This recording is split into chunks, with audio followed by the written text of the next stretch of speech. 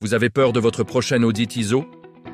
Vous craignez la non-conformité majeure qui pourrait tout remettre en question? Ne vous inquiétez pas, vous n'êtes pas seul. Beaucoup d'entreprises redoutent cet examen, mais souvent, ce sont les mêmes erreurs qui reviennent. Aujourd'hui, on va décortiquer ensemble le top 5 des erreurs les plus courantes en audit ISO et surtout, comment les éviter pour de bon.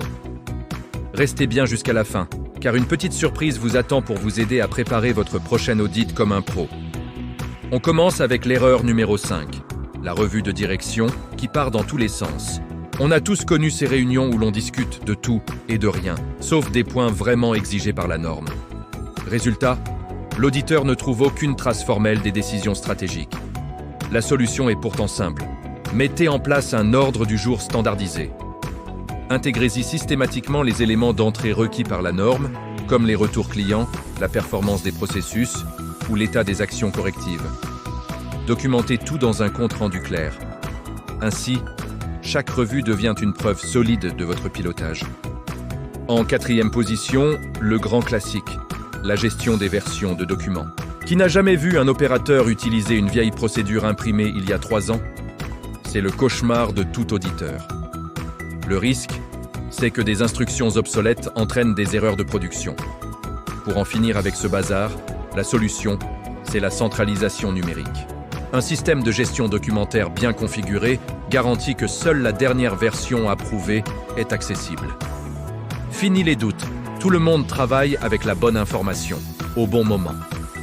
Arrivons à l'erreur numéro 3, le manque de preuves de compétences.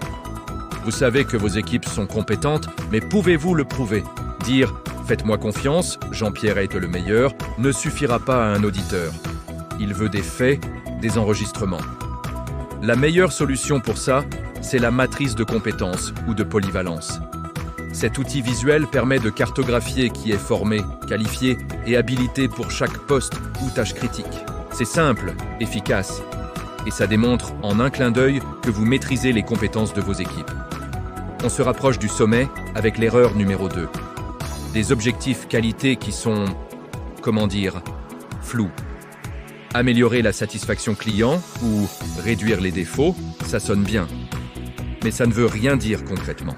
Comment mesurez-vous l'amélioration? Quel était votre objectif chiffré?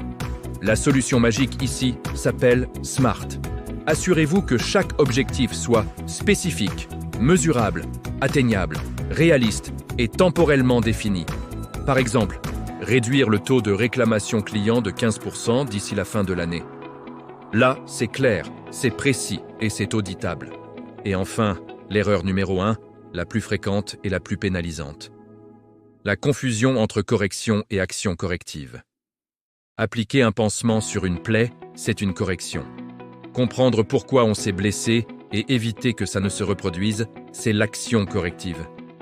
Trop d'entreprises s'arrêtent à la première étape. Pour aller au fond des choses, utilisez une méthode d'analyse de causes racines, comme les 5 « Pourquoi ».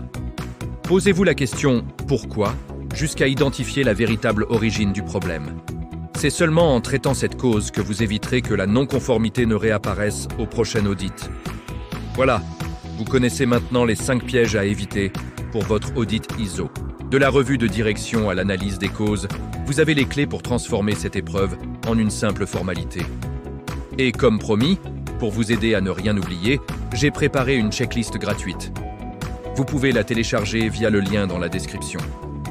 Merci d'avoir regardé, abonnez-vous pour plus de conseils et à très bientôt